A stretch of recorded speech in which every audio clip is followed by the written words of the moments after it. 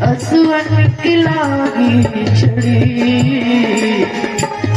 आज असवन की लागी छड़ी, राधा जमुना पे रोवे खड़ी, राधा जमुना पे रोवे खड़ी।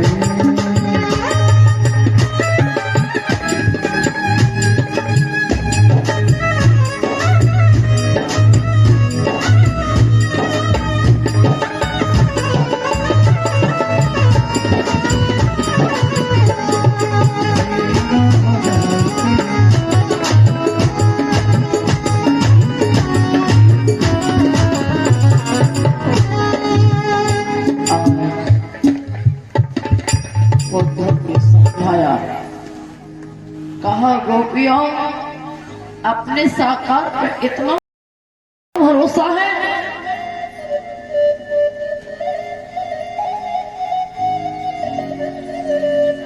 तुम्हें पता नहीं, एक बार अपने साकार के हमें दर्शन करा दो।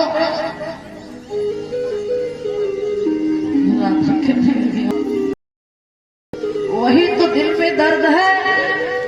ये साकार तत्व की पहचान हम लोगों को है।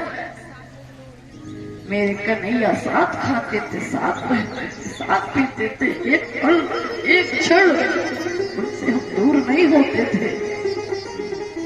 और तब पूरा भरोसा है कि मेरे गोविंद आएंगे। लेकिन कन्हैया वो कुमिजा बन गई है, साथ जादू किया है। वो जादू वो तो नहीं मालूम था मुझे। ऐसे ऐसे व्याकुल गोपी वाला मालव उच्च स्वर में प्रेम दीवानी गोपियों उस वन में आवाज देती है, कहती है गोविंद कन्हैया आ जाओ, आ जाओ माधव, आ जाओ।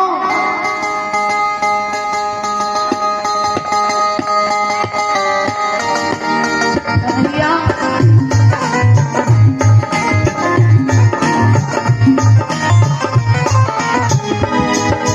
साथी क्यों रोलाए रे,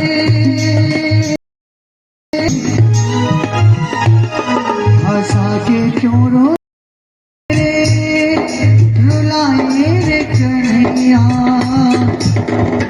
ठाकुर मेरे मोहन मेरे, ठाकुर मेरे मोहन मेरे, ऐसा के क्यों रुलाए रे, रुलाए रे कन्हैया।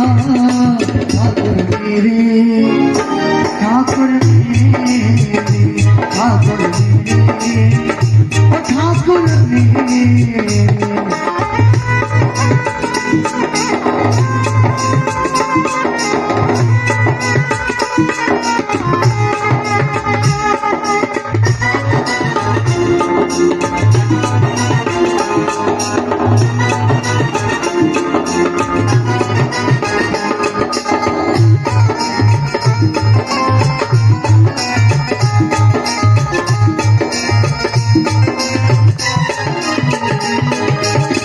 रोकी रोकी आँख के आंसू उमड़ उमड़ बरसे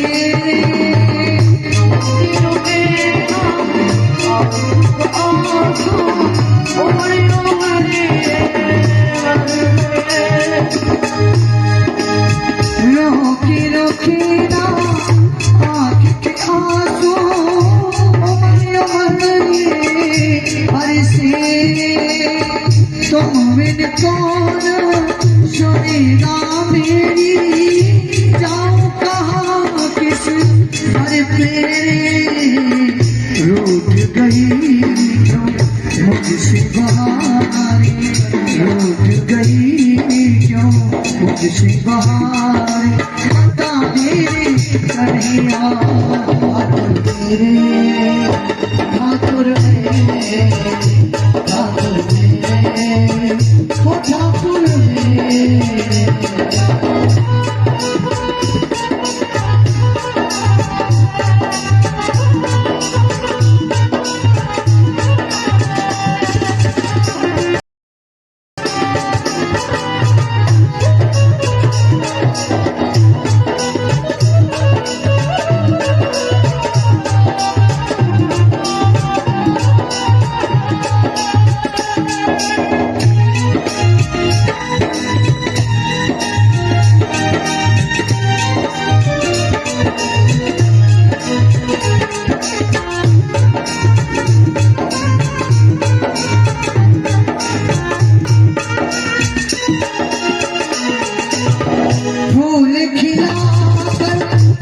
खुशियों के क्या हुआ मुखड़ा मोड़ लिया।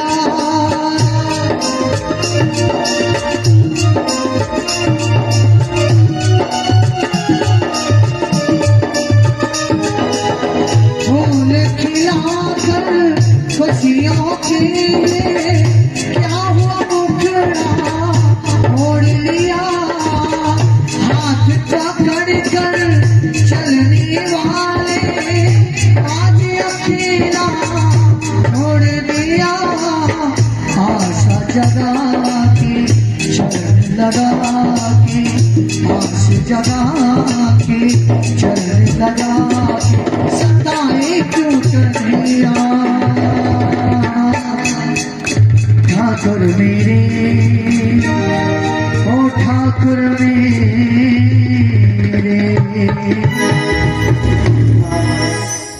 हे कन्हैया कन्हैया कन्हैया। मधुर आवाज। घनघोर जंगल में गोपियों ने कृष्ण को बुलाया। उद्धव खड़े हैं, उद्धव के सामने आज गोपियां कृष्ण का साक्षात्कार कराती हैं। उद्धव ने जैसे ही कृष्ण के दर्शन किए, ताली बजा रहे हैं, मीठी मीठी गोविंद मेरे बन दिव्य स्वरूप को दर्शा दिया है उद्धव के सामने।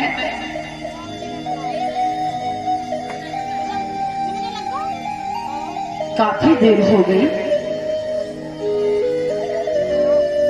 आज राधा रानी बोली, उद्धव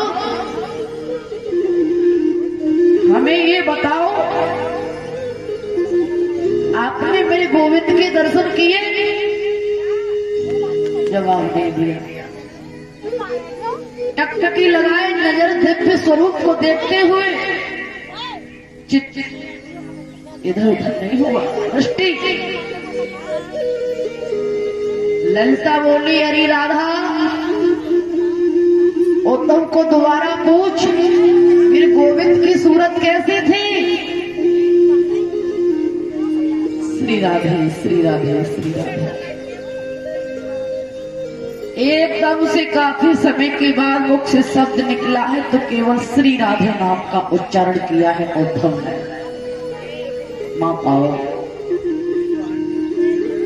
उद्धव ने जैसे श्री राधा नाम लिया, मैया यशोदा आई, बोली, उद्धव हमारे कृष्ण ने तुमसे कुछ कहा? श्री राधे श्री राधे श्री राधे श्री राधे। उद्धव को ज्ञान प्राप्त हुआ। मथुरा में पहुंच गए हैं। कृष्ण ने पूछा उद्धव सखा से, कहा उद्धव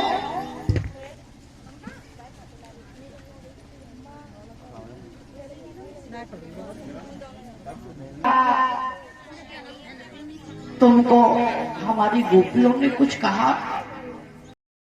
श्री राधे श्री राधे श्री राधे। अरे हमारी मैया यशोदा, बाबा नंद, हमारी कपिला गाय कैसी है? श्री राधे श्री राधे श्री राधे श्री राधे श्री राधे। कृष्ण कहने लगे, उठो, कोई जवाब नहीं है। हमें ये बता, हमारी राधा रानी ने कुछ कहा तुमसे? श्री राधे श्री राधे श्री राधे श्री राधे श्री राधे। सब कुछ त्याग दिया, सब कुछ भूल गए हैं। उद्धव ज्ञान हो गया है, उन्हें ज्ञान हो गया। दिव्य स्वरूप के दर्शन होते ही प्रबल प्रेम बढ़ गया है। बोले हैं, हे कृष्ण, श्री राधे श्री राधे श्री राधे श्री राधे। मेरे मोहन समझ गए हैं कि मेरी गोपियों ने इनको सुंदर ज्ञान की प्राप्ति करा दी है। औधम ने देरी नहीं लगाई, 7 परिक्रमा लगाए हैं कृष्ण के, और भद्र का आश्रम के लिए चले जाते हैं। बोलो गोविंद भगवान की जय, कन्हैया लाल की। आरती की थाली घुमा दो और सभी भक्तों के चंदन करा दो। विक्रम तिलक की कटोरी लेके तिलक करवा दो सबके। आरती की थाली घुमा के लाओ पूरी पांडा। श्री सुखदेव जी समझाते हैं, हे राजन, धीमे धीमे समय व्यतीत होता चला जा रहा है।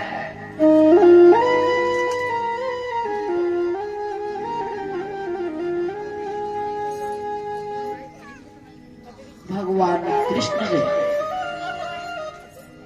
जरासंध को परास्त किया है। परास्त करने के बाद में इधर एक समय की बात है, बड़ी बड़ी सुंदर लीलाओं को रचाने के बाद भगवान कृष्ण बोले हैं, अर्जुन, सतयुग द्वापर त्रेता ये चल रहे हैं,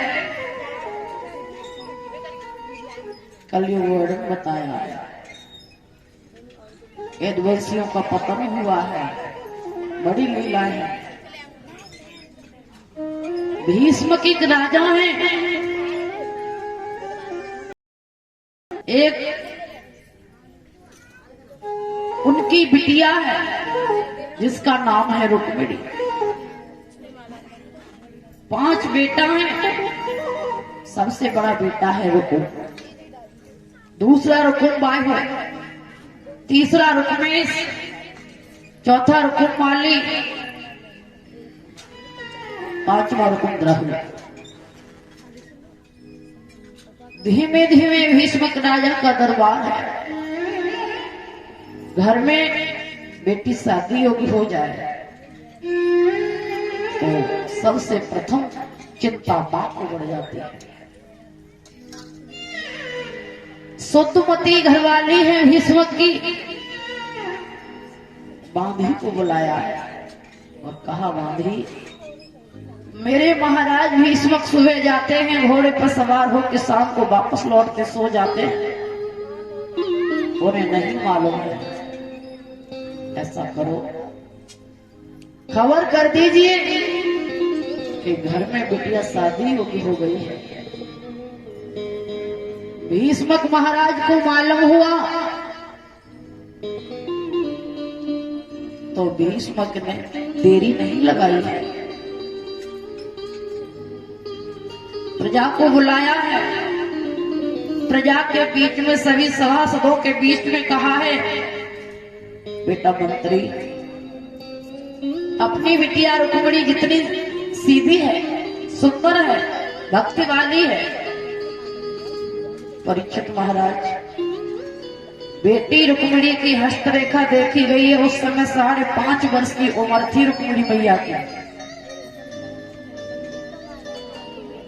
दिल का सम्राट बना लिया है, भक्ति करती है रुक्मिणी। प्रथम विवाह रुक्मिणी के साथ हुआ भगवान कृष्ण का। धीमे धीमे बिटिया बड़ी हुई है तो सभी नगर निवासी समूह जुड़ी है, कहा, बेटा कोई वर बताओ।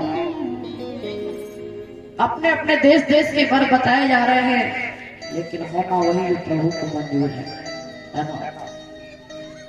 बोलो गोविंद भगवान की। एक भजन बोलो बड़े प्यार के साथ, उसके बाद बड़ी सुंदर कथा लेके चलेंगे।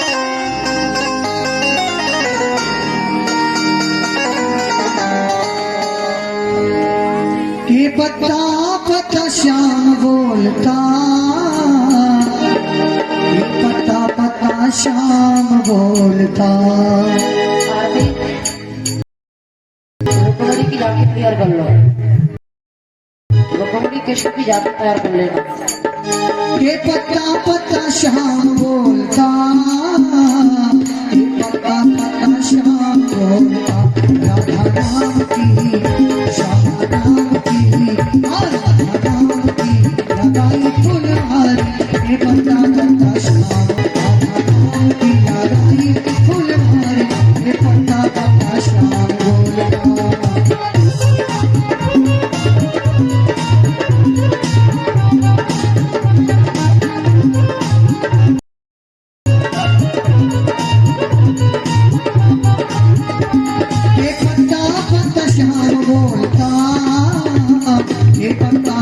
श्याम बोलता राधा नाम की लगाई फुलहारी ये पत्ता पत्ता श्याम बोलता श्यामा नाम की लगाई फुलहारी ये पत्ता पत्ता श्याम बोलता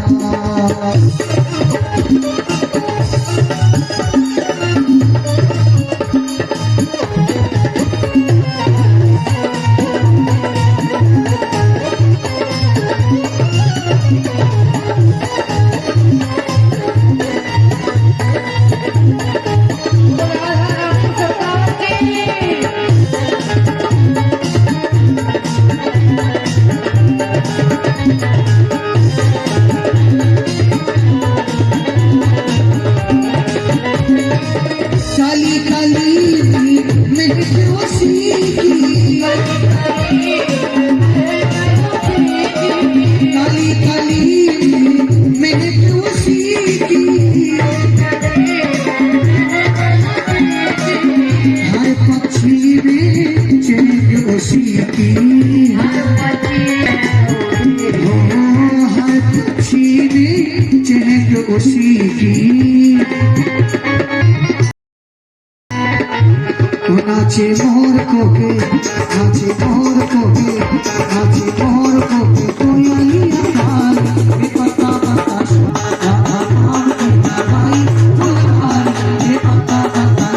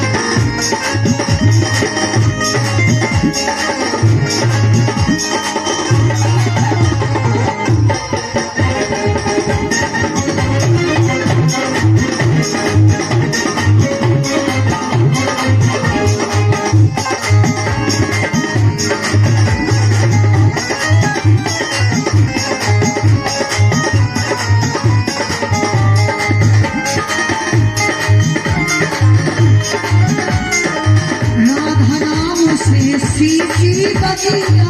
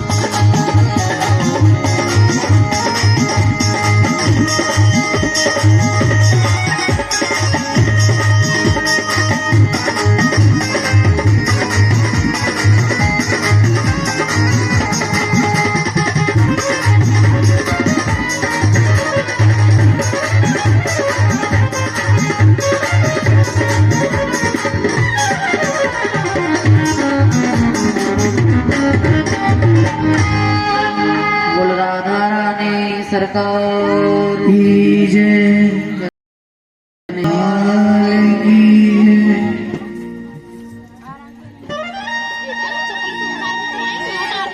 आ जाएंगे प्रसंग की तरफ।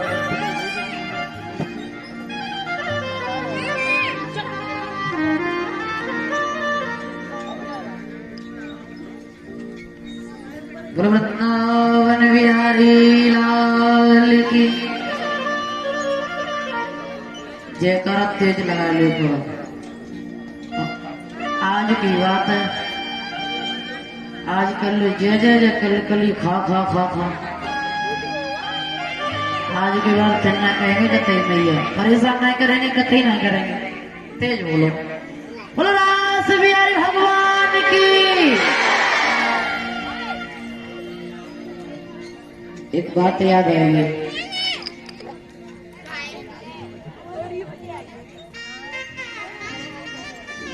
बात याद क्या आ गई? परीक्षित महाराज, मैंने कल बताई थी कि एक बार अकबर का दरबार लगा और बीरबल मंत्री था। तो अकबर ने बीरबल से कहा, बेटा बीरबल तुम ऐसा करो, काफी दिन हो गए तुम्हें हमारे पास रहते रहते, और हमारी जो अर्धांगिनी है काफी दिन से कह रही है कि साले साहब को ड्यूटी पे लगा लो। तुम बेटा कुछ दिनों के लिए छुट्टी पे चले जाओ। चले गए भैया, जब छुट्टी पे चले गए और साले साहब की ड्यूटी लगाई गई। अकबर कहने लगे, बेटा साले साहब के हाँ जी, हम तुम्हें 3 रुपए दे रहे हैं, 3 रुपए ले जा करके जो हम मंगाए उसे लेके आए। 1 रुपए दे दिया, कहा बेटा 1 रुपए की अब लाना, 2 रुपए की तब लाना और 3 रुपए की अब न तब लाना। चले साले साहब चारों तरफ ढूंढ रहे, दुकान पे भैया अब दे दो, तब दे दो, अब न तब दे दो। दुकान वाले बोले, भैया ये कोई वस्तु मांगने की है, कोई अच्छे से बताओ, ये कोई चीज लेने वाली नहीं है। लौट के वापस आ गया। बीरबल को बुलाया गया, बेटा बीरबल के हाँ प्रभु, ये 3 रुपए लेके जाओ और जाकर के अब लेके आना, तब लेके आना और 30 रुपए की अब कह रहे, कह ये रहे हैं कि 3 रुपए लेके जाओ, मार्केट जो मैं मंगा रहा हूं वो लेके आओ। बीरबल चले, मार्केट गए। प्रातः काल का समय, परीक्षित महाराज, सुबह सुबह कोई दुकान मार्केट तो खुलती नहीं है नाश्ते वाली। बीरबल बोले, सारी जिंदगी हो गई अकबर का हुक्म बजाते बजाते, और ना मालूम ड्यूटी कैसी कहा है। अभी इतनी बड़ी आवत तब ये मंगाया है, पहले ऐसा करो खाए पी ले, संग फूटे सब भंग गए। 1 रुपए लिया, 1 रुपए लेकर के बढ़िया पेट भर के नाश्ता किया। सुबह बढ़िया जलेबी दही पेट भर के खाया। इतना खाया जब तक उनकी आत्मा तृप्त नहीं हो गई। डकार आई। अब बीरबल बोले, ये हो गया अब, क्योंकि खाए ले पी ले संग जो कर ले सो अब, बाद में कछुना है। आगे बढ़े भाई, 2 रुपए बचे। ऐसे ही कथा चल रही, भागवत हो रही, तो उन्होंने सोचा 1 रुपए भागवत में चढ़ाओ। ये हो गया तब। और आगे बढ़े, थोड़ी दूर देखा नाच गाने वाली नाच कर रही थी, डांस पार्टी चल रही थी। भाई रहा नहीं गया बीरबल से, भाई नाच गाने का काम ही कैसा होता है। उन्होंने सोचा हम भी देख लें। 1 रुपया नाच गाने वालियों को दे दिया। अब बीरबल लौट के आए, तब तो आनंद ले रहे वहां नाच गाने में, और वापस लौट के आए, बोले ये न तो अब का ही रहा और न तब का ही रहा। दरबार में आए, अकबर बोले, बेटा बीरबल के हाँ जी, जो हमने मंगाया ले आए के हाँ जी, बेटा क्या लाए? लाए क्या है? ये हम लेके आए 1 रुपए का अब। महाराज जो तुम कर रहे हो, जो धर्म कर रहे हो, दान कर रहे हो, ये हो गया अब। अभी मिलेगा तुरंत, बात का कोई काम नहीं है।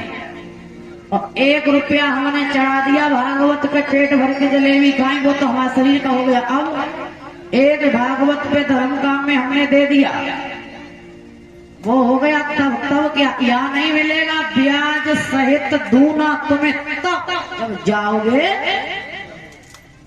अवन तब क्या, एक पैसा हमने लिया नाच गाने वाली को दे दिया, वो न अब का ही रहा और न वो तब का ही रहा।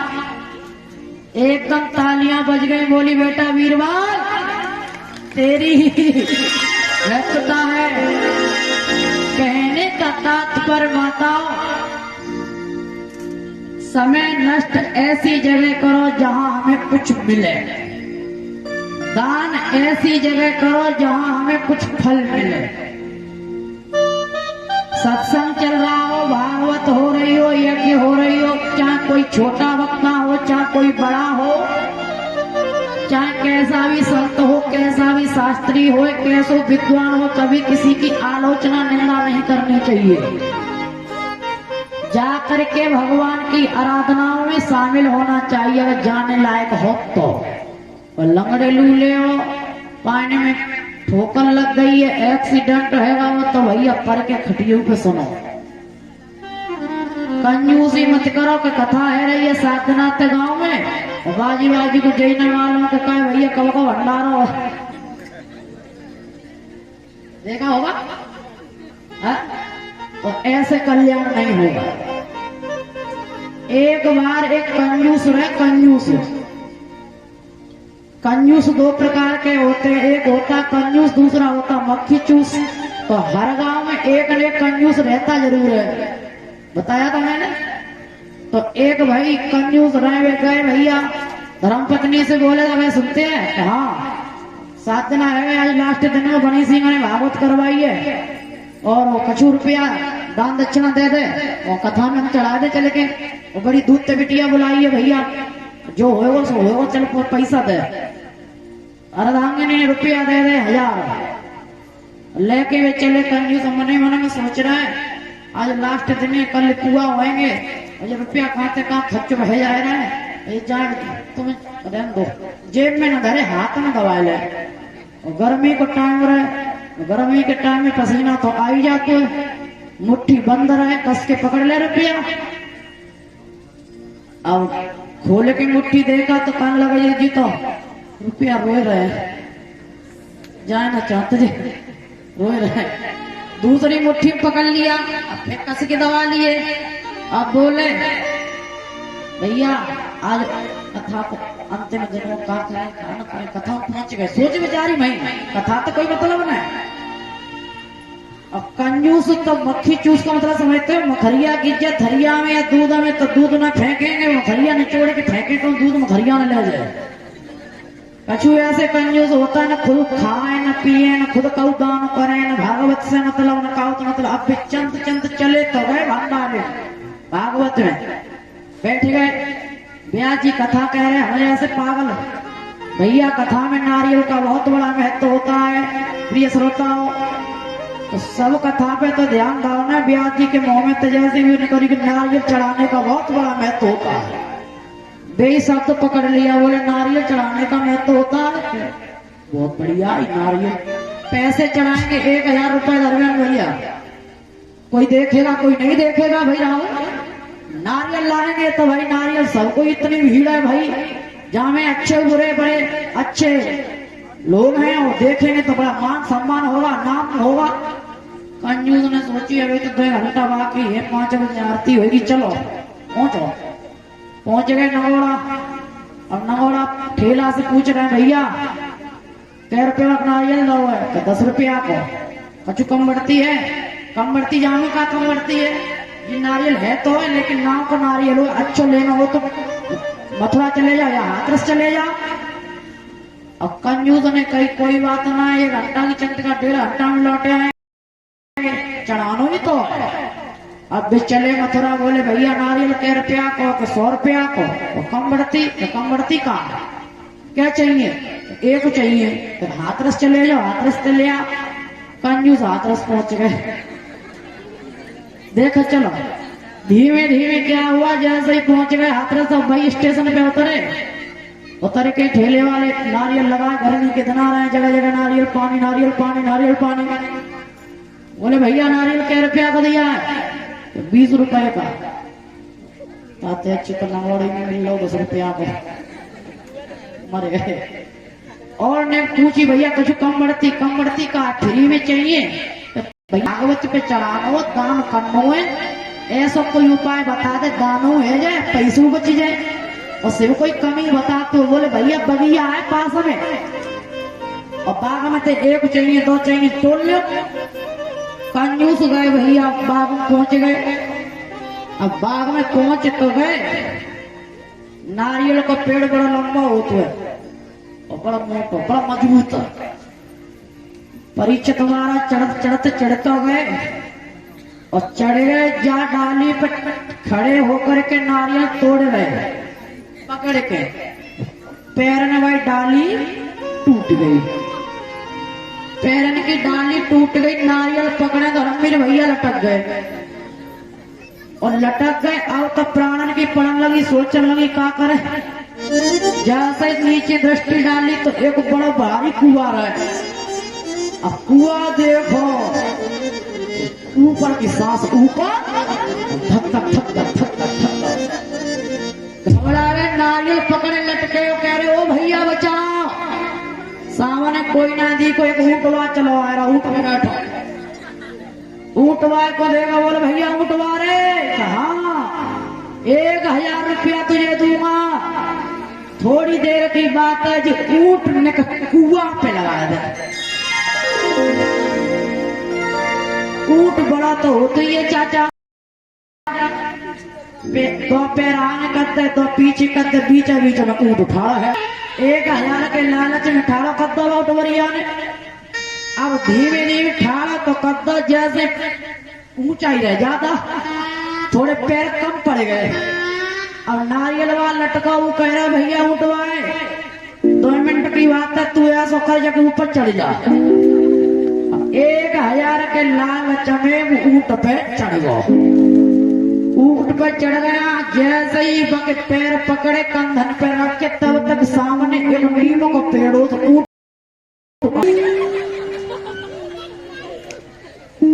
ऊँट आगे बढ़ेगा। अब पहले तो एक है, अब क्या है, और नारियल कितने, वजन कितना भारी।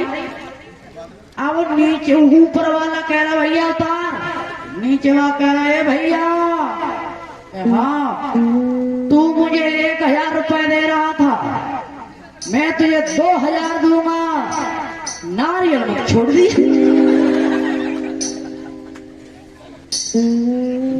अब तो एक दूसरे को आवाज दे रहे, ऊपर वाला नीचे वाले को बुला रहा, नीचे वाला ऊपर वाले को। और कुछ ही देर भाई जैसे ही वजन भारी हुआ नारियल का, झटाक सीधे टूटा दोनों कुआं में। भगवान की कहने का तात्पर्य है कि हर गांव में एक ने कंजूस होता है, खुद नरक में जाते हैं, दूसरे को भी खुद न दान करते हैं।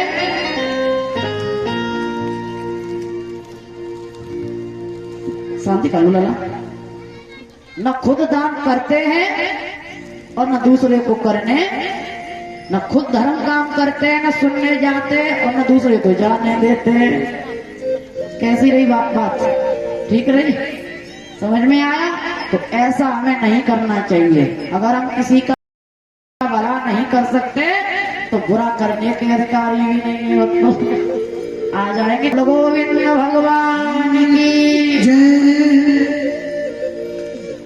श्री सुखदेव जी समझाते हैं सावधान करते हुए, हे राजन, भगवान कृष्ण का पहला विवाह रुक्मिणी के साथ हुआ है और रुक्मिणी ने अपने दिल का सम्राट किया। भगवान की भक्ति कर रही है रुक्मिणी। धीमे धीमे विवाह की पूर्ण तैयारियां होने लगी हैं। एक पत्र भीष्मक राजा ने द्वारकाधीश कन्हैया के लिए भिजवा दिया। बाल कृष्ण कन्हैया के लिए वर नियुक्त कर दिया गया। रुकुम बड़ा बेटा था। रुकुम बोला, पिताजी तुम बूढ़े हो गए, साथ साथ तुम्हारी बुद्धि भी बूढ़ी पड़ गई है। तुम्हें ये नहीं मालूम कि ग्वाल गंवार नंगा गैया चराने वाला, बताइए वन वन भटकने वाला, भला अपनी बहन में गंवार के साथ करूंगा शादी? कभी शादी नहीं होगी। रुकुम कहने लगा, बहन रुक्मिणी तेरी शादी चंदेली के राजा शिशुपाल के साथ करने के लिए तैयारी में बना रहा हूं। ये शब्द रुक्मिणी को सुना तो रुक्मिणी घबरा गई, बोली भैया तू पागल हो गई।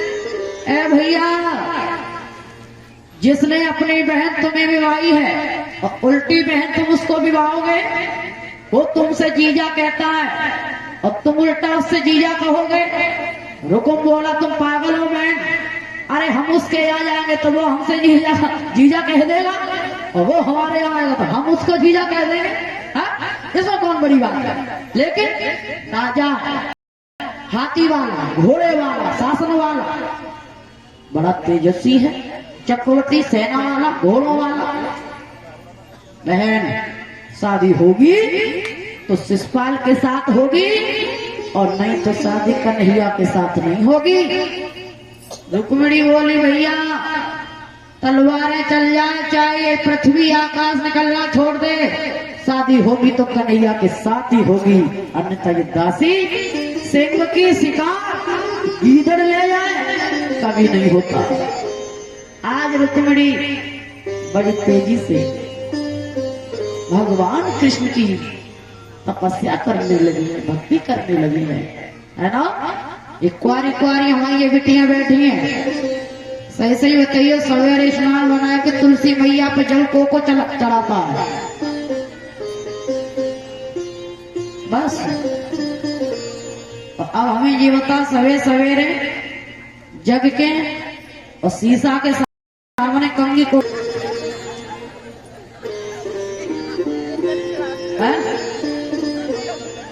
जाके हमारे हंस के दिखा दो, बोले खुल गई तो हंस दो। मेरी बहनों कल्याण क्रीम लगाए हुए थे, पाउडर लगाए हुए थे, फेल लवली लगाए हुए थे, थोड़ी हुए वो फैशन बनाए हुए थे। कल्याण केवल भगवान के नाम से होगा। सुंदरता तो गोविंद अपने आप ही देंगे, स्वरूप खुद बनाया थोड़ी जाता है। पहले भगवान की भक्ति करो। जवानी पे बाल अवस्था, ये किशोर अवस्था, अभी तुम्हारी उम्र भजन करने की है, पूजा करने की है, भक्ति करने की है, भगवान का नाम लेने की है। शादी हो जाएगी तुम भजन नहीं कर पाओगी, पूजा नहीं कर पाओगी। मम्मी पापा के घर खूब पूजा करो, खूब सुबह नहाओ, भैया राम राम, चाचा राम राम, अच्छे विचार धारण करो। है गंदी तस्वीरें घर में मत रखो, गंदी पुस्तकें मत रखो, सुंदर रामचरितमानस रखो, गीता रखो, उसका पाठ करो रोजाना सब बहने हमारी, तभी तो कल्याण होगा। ऐसा नहीं है कि सुबह जगह टीवी चला ली, वहां में सीरियल चल रहा है जोधा को। तो माताओं मेरी बहनाओं थोड़ी परंपरा पे ध्यान दो, है ना। रुक्मिणी मैया कहने लगी, भैया ये सिंह की शिकार है, ये गीदड़ नहीं ले जाएगा।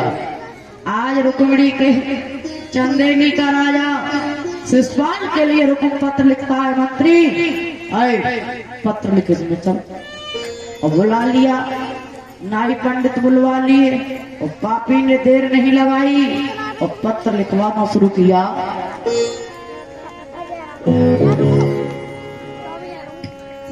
आरे सिद्ध श्री शिव लाई लिखो, पतलाई लिखो, तुम भूप चले लीजिए तब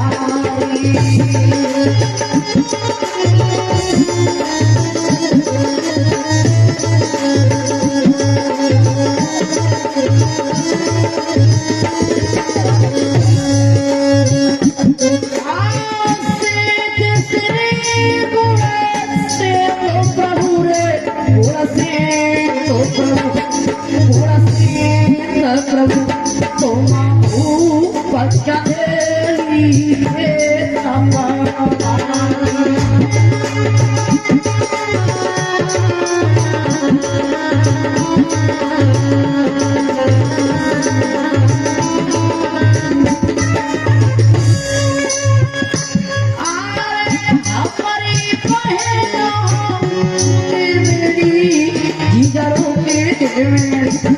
राजा राजे भाजी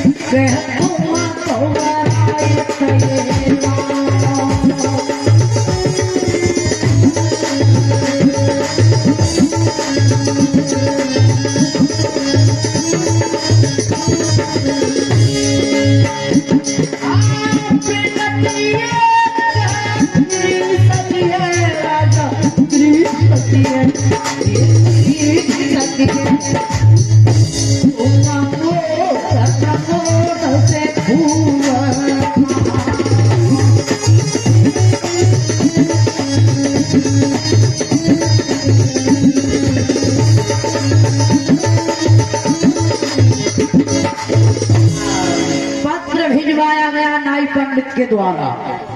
चंदेली का राया शिषपाल पत्र जैसे पहुंचा तो भैया ब्याह का नाम ले दे बड़े मगन भाव शिषपाल। बोला नाई पंडित से, भैया मंत्री चाय पिलाओ चाय पिलाओ, अरे नाश्ता लाओ नाश्ता लाओ। भाई शादी घर में शादी बात चाहे झूठ माटकों कहू के द्वारे आ जाए, बड़ी सेवा होती है। शिषपाल ने ऐसे पत्र पढ़ा, आदरणीय जीजा जी सब प्रेम नमस्कार स्वीकार हो। जीजा जी आगे समाचार ये है कि एक दुल्हन दो दूल्हा होंगे, युद्ध हो सकता है, सेना सहित आना है। ये शब्द उसमें लिखे गए हैं। द्वारकाधीश कन्हैया आ सकते हैं, युद्ध हो सकता है, और भाई दुल्हन एक है। अब समझ लो क्या है। शिषपाल ने कहा है द्वारकाधीश कन्हैया आएगा, बेटी की शादी में हजारों आते हजारों चले जाते हैं, आएगा खाएगा चला जाएगा, वो क्या करेगा। अरे शादी होगी तो शिषपाल के साथ होगी। एकदम से पत्र रखा, छींक हो गई, आसमान होना शुरू हो गए, टिटैया चिच्चाने लगी है। विधवा कंडे लेके आगे से निकली। शिषपाल ने देरी नहीं लगाई, अपनी भाभी से बोला, ओ भाभी दूल्हा बना दे बहुत जल्दी, और हमें शादी करनी है। शादी? भाभी कौन लगी, बड़ी बूढ़ी भाभी बोली, लाला कोई लगन ना है, कोई पत्र ना है, कोई तिथि ना है, कोई आदमी ना है, कोई बात ना है, इतनी जल्दी तुम्हारा ब्याह कहाँ से आएगा। भाभी समय नहीं है ज्यादा बात करने का, तो दूल्हा बना दे। अपने आप ही सेहरा लिया, ताज लिया, खड़ा हो गया, बोली दूल्हा बना। दूल्हा? लल्ला बात तो बताओ, बात का बात क्या। हमारे जीजा जी ने तुझे पता है रुक्मिणी के भैया ने हमारे साथ अपनी बहन की शादी रुक्मिणी के होने जा रही है। अब बड़ा ठाका मार के हंसने लगा। रुकुम इंतजार करने लगा, शादी होगी तो शिषपाल के साथ होगी बहन, द्वारकाधीश कन्हैया के साथ नहीं होगी। भीष्मक नगरी दुल्हन की तरह सजा दी है, चारों तरफ से बड़े बड़े पहरेदार लगा दिए गए हैं, सेना लगाई गई है कि कन्हैया कहीं आ न जाए। अब तो भैया दूल्हा बनाया जा रहा है, बड़ा सुंदर।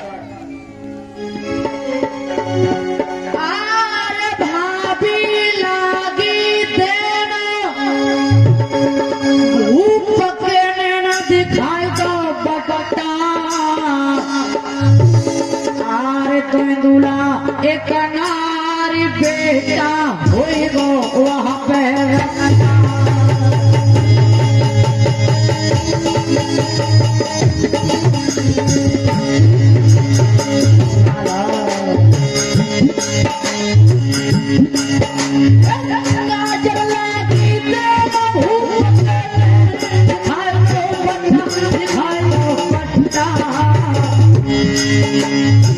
काजल लगाने लगी भाभी, लेके कह रही लला अरे कोई दूल्हा इतना बेटा कोई गो वहाँ बैठा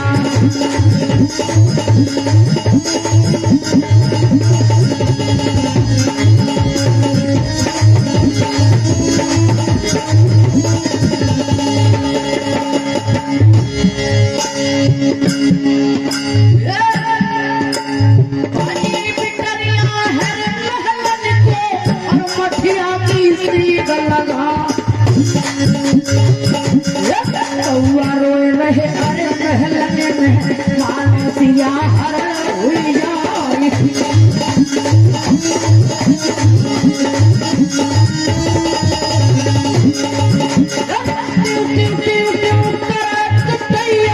ऊपर बाजार हो आर छुड़वा करना लेके आई करियाला गुजर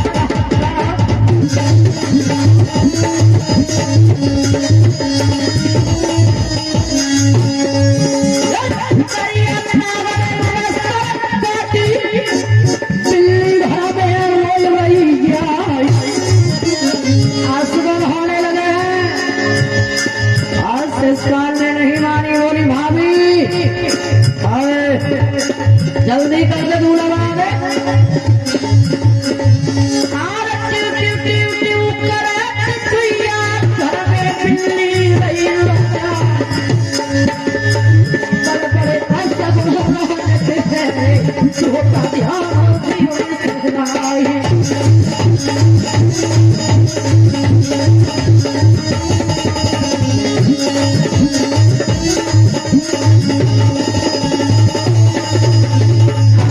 कह दिया बेटा अब कछुना बिगड़ो मान जाओ एकदम से छींक वही घर में बिल्ली रो रही कह रही लल्ला देख ले सुन है ना बेटा वहाँ द्वारकाधीश कन्हैया के सामने तेरी पैस नहीं जा प्यारी थी लेकिन